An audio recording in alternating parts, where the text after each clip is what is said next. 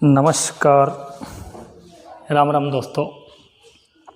मैं आपका दोस्त बनवारी लाल नायक आज एक ऐसे युद्ध की बात करेंगे जिसे भारतीय इतिहास का दूसरा सबसे खतरनाक युद्ध बताया जाता है। जो पहला सबसे विभत्स युद्ध बताया गया है वो तो है महाभारत का युद्ध, कुरुक्षेत्र में जो हुआ 18 दिन चला पांडवों और कौरवों के बीच। और दूसरा युद्ध जिसे इतिहासकारों ने भयानक बताया वो है आला और उदल का वर्सेज पृथ्वीराज चौहान महोबा का युद्ध। पृथ्वीराज चौहान चंदेल शासक परमार्दी देव के विरुद्ध अटैक करते हैं और परमार्दी देव के सेनापति आला उदल जिस वीरता से लड़ते हैं उसका जो वर्णन इतिहासकारों ने किया है, मतलब मैं जब इस युद्ध को पढ़ रहा था दोस्तों तो मेरी खुद की रोंगटे खड़े हो गए। इतना खतरनाक युद्ध, कन्फर्म आज आपको ऐसा लगेगा कि जैसे आप खुद उस महोबा के युद्ध में खड़े हो। पहले थोड़ा सा मैं आपको संक्षिप्त में परिचय दूंगा। महोबा का युद्ध कब हो रहा है? ये हो रहा है दोस्तों 1182 ईस्वी में। आला और उदल परमार्दी देव के सेनापति है। पृथ्वीराज चौहान के बारे में आपको थोड़ा सा बता दूं। 1166 ईस्वी में जन्म होता है और 11 वर्ष की उम्र में शासक बनते हैं। अपनी माता कर्पूरी देवी के संरक्षण में ये अजमेर बाद में दिल्ली में शासन करते हैं। कुछ प्रमुख इनके सेनापति या जो प्रमुख सामंत थे वो केमास का नाम आता है, चामुंडराय का नाम आता है और इनकी मदद करने वाले इनका भाई हरिराज चौहान का नाम आता है। इनके पुत्र गोविंदराज का भी नाम आता है। दूसरी तरफ अगर अपन बात करें आला और उदल, ये परमार्दी देव चंदेल शासक के बुंदेलखंड के प्रमुख सेनापति। पृथ्वीराज चौहान के बारे में थोड़ा सा बताऊं मैं आपको। पृथ्वीराज चौहान ने गुजरात के चालुक्यों को हराया, भगा भगा के मारा। बंडान को, हिसार के आसपास की जनजाति थी उसको मारा, नागार्जुन को मारा। अब बात करते हैं 1182 में चंदेल शासक परमार्दी देव। युद्ध हुआ क्यों, इसकी अगर बात करें तो देखो युद्ध होने के कुछ तरीके होते हैं दोस्तों, कुछ कारण होते हैं। जैसे साम्राज्य विस्तार, पृथ्वीराज चौहान सबको ही हरा रहे थे। आसपास में उत्तर भारत में एक तरीके से दबदबा हो गया। पृथ्वीराज चौहान के नाना जी अनंगपाल तोमर ने जब उनको दिल्ली दे दिया तो भाई तो सातवें आसमान पे है, तो दिल्ली के आसपास वाले इलाकों को भी जीतना स्टार्ट कर दिया। साम्राज्य विस्तार सबसे बड़ा कारण होता है। इसके अलावा सीमा विवाद भी था इन दोनों के बीच में। और कारण देखें तो बताते हैं कि कुछ 5 करामाती घोड़े आला और उदल के पास थे, उनसे ये घोड़े पृथ्वीराज लेना चाहता था। और भी बहुत से कारण रहे। दूसरा सबसे बड़ा कारण कि पृथ्वीराज चौहान का मासी का बेटा जयचंद गढ़वाल वो परमार्दी देव को सहायता कर रहा है। तो एक दूसरा कारण ये भी था कि इस युद्ध की जो ज्वाला को भड़काने का काम किया वो हुआ। आला और उदल के बारे में बात करते हैं। किसी युद्ध को जिताने में दोस्तों अगर कोई सबसे बड़ा योगदान देता है ना तो वो राजा का तो होता ही है, लेकिन उसके सेनापति का रोल सबसे ज़्यादा रहता है। परमार्दी देव के सेनापति हैं आला और उदल। मतलब बुंदेलखंड में इनको लोक देवता की तरह पूजा जाता है। कहानी अगर मैं शुरुआत करूं, पहले आला और उदल पे ही लेते हैं अपन। ये दोनों भाई कम उम्र के ही शूरवीर थे, परमार्दी देव के प्रमुख सेनापति थे। तो वहीं रह कर के ये शासन कर रहे थे या परमार्दी देव के साम्राज्य को बढ़ाने में अपना योगदान दे रहे थे। कहानी जब शुरुआत होती है तो ये होती है कि आला और उदल दोनों भाइयों के पिताजी को पास ही एक बड़ी रियासत थी मांडोगढ़ या माधोगढ़। मांडोगढ़ या माधोगढ़ का नाम आता है, माधोगढ़। वहाँ के राजा ने इनके पिताजी को मार करके, पिताजी और चाचा को मार के उनकी खोपड़ी को वही माधोगढ़ के किले के एक पेड़ पे लटका दिया। आला और उदल को इसके बारे में कुछ भी पता नहीं था कि अपने पिताजी चाचा जी के साथ क्या हुआ। आला और उदल जब किसी से सुनते हैं तो उदल को पता चलता है। तो उदल ने कहा कि मैं जाऊंगा और मेरे पिताजी का अभी तक अंतिम संस्कार नहीं हो पाया, तो मैं वो खोपड़ी लाऊंगा और अंतिम संस्कार करूंगा विधि विधान से। लेकिन माधवगढ़ का अपने आप में बहुत बड़ा नाम था। उदल जाता अपनी माता के पास और कहता है कि कल मैं अटैक करने जा रहा हूँ और धर्म युद्ध लड़ेंगे, ईमानदारी से जो भी होगा देखा जाएगा। माता जी ने मना किया कि बेटा अभी उम्र नहीं है इतनी, 15-16 साल उम्र है।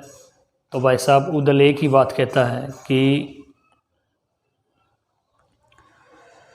12 वर्ष तो कुकर जिए, 12 वर्ष तो कुकर जिए, 13 वर्ष जिए सियार, वर्ष 18 छतरी जीवे, ज़्यादा जीवे तो धिक्कार। मतलब 12 वर्ष जीता कुत्ता, 13 वर्ष जीता सियार और 18 वर्ष जीता है क्षत्रिय या छतरी। और इससे ज़्यादा जो जी रहे हैं ना माता जी, वो तो धिक्कार है। मेरी उम्र 15-16 साल है, तो मैं माधवगढ़ हो चाहे कोई भी हो, मैं उसको धूल चटाने में समर्थ हूँ। जब नहीं मानते हैं तो उसके बाद आला और उदल दोनों योगी का वेश धारण करके माधवगढ़ में प्रवेश करते हैं। तो मैं बात कर रहा था दोस्तों, आला और उदल दोनों योगियों का वेश धारण करते हैं और किले के अंदर प्रवेश करते हैं। सत्संग करते, प्रोग्राम करते हैं, किसी को भविष्यवाणियाँ बताते हुए अंदर घूमते हैं। और जो चंदेल शासक परमार्दी देव की सेना थी वो किले के बहुत दूर थी, बाहर की तरफ किसी सुरंग के पास वेट कर रही थी कि अंदर से संकेत मिलते ही हम अटैक करेंगे। एक राजकुमारी को किला घुमाने के बहाने आला और उदल पूरे उस किले की पहले तो रचना देख लेते हैं, कैसे क्या बना हुआ है क्या नहीं बना हुआ है। बाद में एक भयंकर युद्ध होता है और आला और उदल उस युद्ध में जो सामने से राजा था, सेनापति था, उन सबको मारते हैं और अपने पिता और चाचा की खोपड़ी लेकर वापस चंदेल शासक परमार्दी देव के पास आ जाते हैं। उस युद्ध के बाद जो दोनों की कीर्ति यश इतना फैला, मतलब सोच नहीं सकते, इतना जोरदार इन दोनों का स्वागत हुआ। और प्रमुख सेनापति के रूप में परमार्दी देव को मिलने पर भी परमार्दी देव ने भी अपने आप को सौभाग्यशाली समझा। ये आला और उदल के फेमस होने की कहानी है। इसके बाद अपन जब आगे आते हैं महोबा के युद्ध में, तो महोबा के युद्ध से जस्ट पहले क्या हुआ दोस्तों, युद्ध होने के रीजन तो बहुत सारे थे, क्योंकि पृथ्वीराज चौहान खुद चाह रहे थे कि अपने पास में कोई ऐसा परमार्दी देव जैसा शासक मजबूत ना रहे, आला उदल जैसा सेनापति ना रहे, कभी भी अटैक कर देंगे तो परेशानी में आ जाएंगे। दूसरा कारण ये कि एक बार क्या होता है कि पृथ्वीराज चौहान की सेना दिल्ली के पास से गुजर रही थी, तो वहाँ पे इनके कुछ सैनिक रास्ता भूलने की वजह से या घायल होने की वजह से कहीं रुक जाते हैं। तो वो इस चंदेल शासक परमार्दी देव की सीमा की तरफ आ जाते हैं और वहाँ आके अपना एक छोटा सा शिविर बना लेते हैं और शिविर में रहने लग जाते हैं। जब परमार्दी देव को पता चलता है कि यहाँ पे पृथ्वीराज चौहान के सैनिक बैठे हैं, तो वो जाके उनको समझाते हैं बाहर चले जाओ। वो कहते हैं कुछ दिन में चले जाएंगे। इसके बाद परमार्दी देव के सैनिकों ने पृथ्वीराज चौहान के सैनिकों को मार दिया। ये महोबा के युद्ध से पहले की घटना है। जब अपने सैनिकों को के बारे में पता चला कि महोबा के परमार्दी देव ने उनको मार दिया है, तो पृथ्वीराज चौहान बहुत गुस्सा होता है।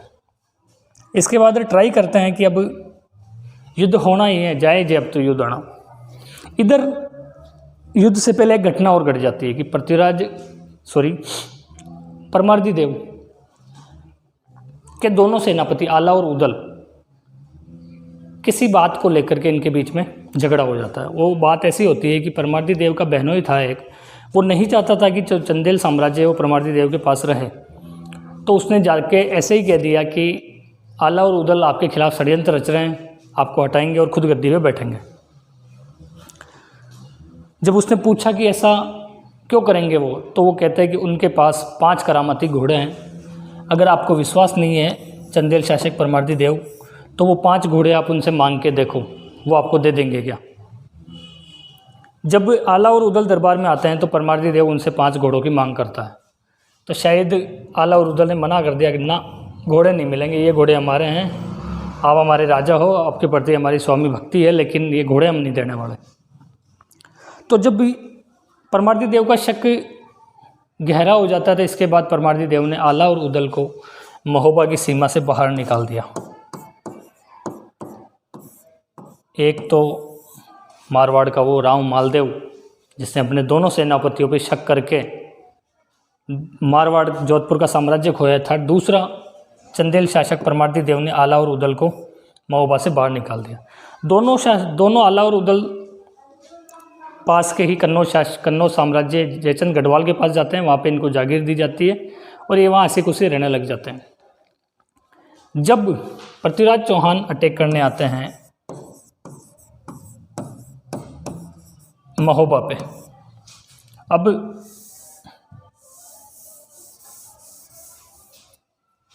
पृथ्वीराज की सेना महोबा की सीमा पे आके खड़ी हो गई युद्ध करने के लिए। अब महोबा का चंदेल शासक परमार्दी देव के समझ में नहीं आया, परमाल नाम भी आता कई बार, परमाल शासक, तो समझ में नहीं आया कि अब करें क्या। तो इन्होंने एक दूत को भेजा जयचंद कन्नौज के पास वहाँ पे कि हम आला और उदल दोनों महोबा चले आओ, क्योंकि राज्य पे संकट आया है, पृथ्वीराज चौहान जैसा मजबूत शासक सामने खड़ा है, तो आप दोनों की ज़रूरत है। उनके बिना, आपके बिना हम कुछ नहीं कर पाएंगे, और जो बेइज्जती होगी दोस्तों, वो आप दोनों की भी सम्मिलित रूप से होगी।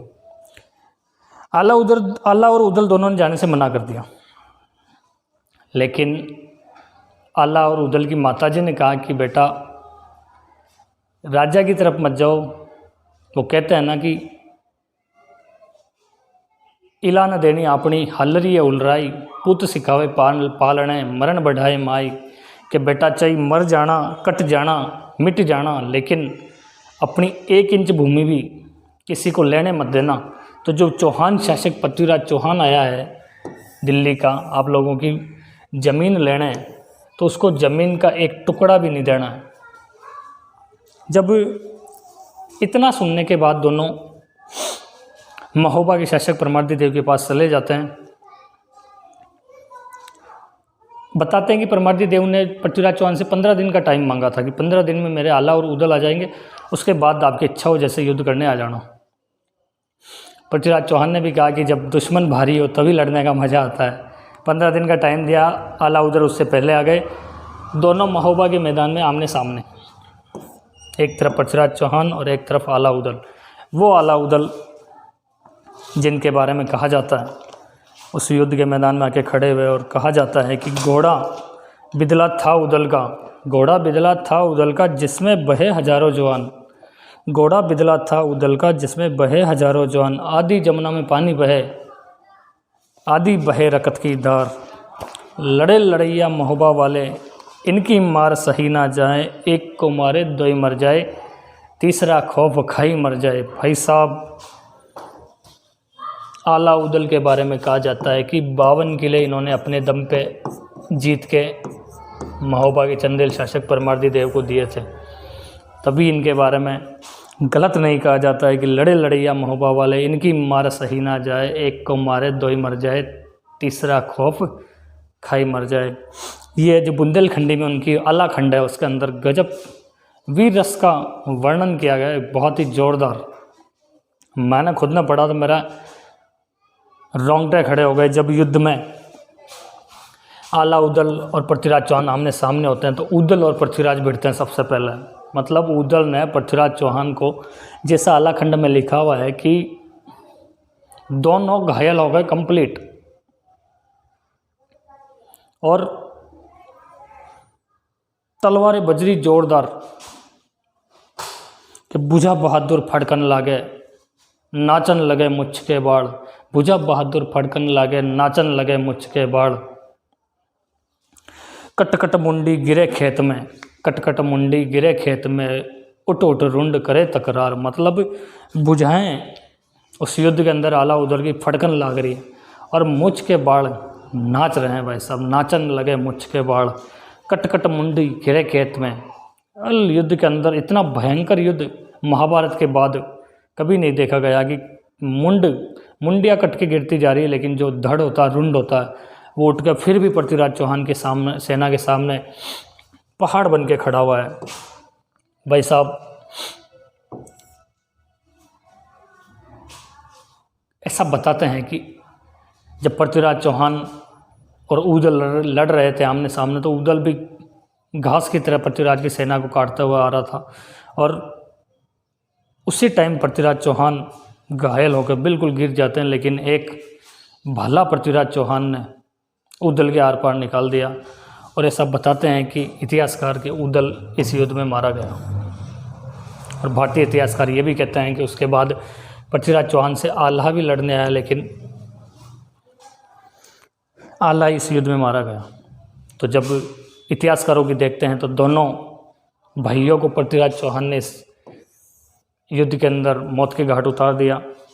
इनके बारे में एक और बात कही जाती है कि पहली वाणी में बोलत नहीं, दूजी में नहीं करते रार। पहली वाणी में बोलत नहीं, दूजी में नहीं करते रार। और तीनी राउंड में छोड़त नहीं, और तीनी राउंड में छोड़त नहीं, मुंह में ठूस देते तलवार।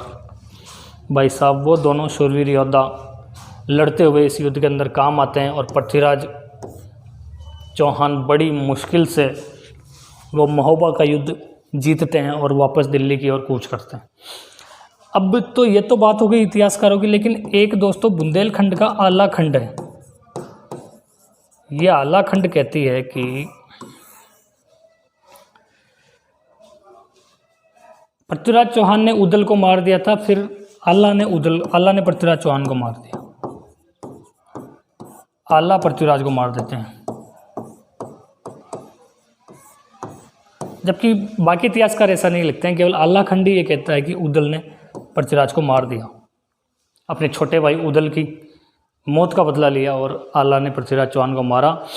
एक कहानी बनती है दोस्तों, एक पौराणिक कहानियों में है, बताते हैं कि इसके बाद महोबा पे पृथ्वीराज का कब्जा हो जाता है। थोड़े टाइम बाद ये कब्जा वापस महोबा वाले छुड़ा लेते हैं और इस युद्ध में आला और उदल मारे जाते हैं। लेकिन आला खंड क्या कहता है? आला खंड ये कहता है दोस्तों कि महाभारत में एक योद्धा था जिसे आज खाटू श्याम जी के नाम से जाना जाता है। महोबा खाटू श्याम जी के नाम से जाना जाता है। वो थे बर्बरिक, भीम के पुत्र घटोत्कच, और घटोत्कच के पुत्र थे बर्बरिक। बर्बरिक को श्री कृष्ण गर्दन मांग लेते हैं युद्ध के अंदर, क्योंकि पता था कि ये कौरवों की तरफ से युद्ध करेगा, क्योंकि वो कहते हैं ना कि हारे का सहारा बाबा श्याम हमारा। तो बर्बरिक ने कह दिया था कि जो पक्ष कमज़ोर होगा महाभारत के युद्ध में, मैं उसी की तरफ से युद्ध करूंगा। और श्री कृष्ण ने कहा था कि अगर अपन युद्ध करते हैं पांडव कौरवों से, तो कौरव कमज़ोर पड़ेंगे और फिर बाद में बर्बरिक कौरव की तरफ चला जाएगा। भाई साहब, पर श्री कृष्ण ने तरकीब से काम लेते हुए बर्बरिक से उसकी गर्दन मांग ली और यह कहते हुए गर्दन मांगी कि है बर्बरिक, तुम जितना शूरवीर आज इस पूरी दुनिया में कोई नहीं है, तुम आगे और मौका मिलेगा तुम्हारे को। कलयुग के अंदर तुम्हारे बराबर टक्कर लेने वाला व्यक्ति आएगा, वो आएगा पृथ्वीराज चौहान। कलयुग के अंदर तुम्हारे से एक बराबर टक्कर लेने वाला आएगा। तो कहते हैं कि बर्बरिक का अवतार था आल्हा। बर्बरिक आल्हा का अवतार लेके वापस धरती पे आते हैं कलयुग में, और बराबर का टक्कर योद्धा पृथ्वीराज चौहान जब आमने सामने होते हैं तो आल्हा पृथ्वीराज चौहान को मार देता है। ये आल्हा वही बर्बरिक खाटू श्याम जी का अवतार माना जाता है। ऐसा जो वर्णन हुआ है दोस्तों, वो हुआ है आला खंड में। तो ये कहानी थी उन महोबा वाले की, जिनके बारे में कहा जाता है कि लड़े लड़ैया महोबा वाले, इनकी मार सही ना जाए, एक को मारे दो ही मर जाए, तीसरा खौफ खाई मर जाए। बुझा बहादुर फड़कन लागी, नाचन लगे मुझके बाल। बुझा बहादुर फड़कन लागी, नाचन लगे मुझके बाल। कटकट मुंड गिरे खेत में, उठ उठ रुंड करे तकरार।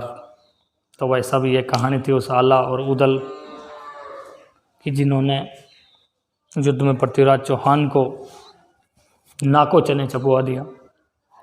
खैर, कुछ इतिहासकार कहते हैं कि आला और उदल इस युद्ध में मारे गए, कुछ कहते हैं कि पृथ्वीराज चौहान इस युद्ध में हार जाते हैं और पृथ्वीराज चौहान को युद्ध के क्षेत्र से बाहर ले जाया जाता है और पृथ्वीराज चौहान की सेना वहाँ से भग जाती है। खैर, जो भी हो, मैंने आपको दोनों पक्ष बताए। कहानी कैसी लगी आपको वैसा वो कमेंट्स में मुझे ज़रूर बताना। धन्यवाद। जय हिंद, जय भारत, जय चौहान और जय आला उदल।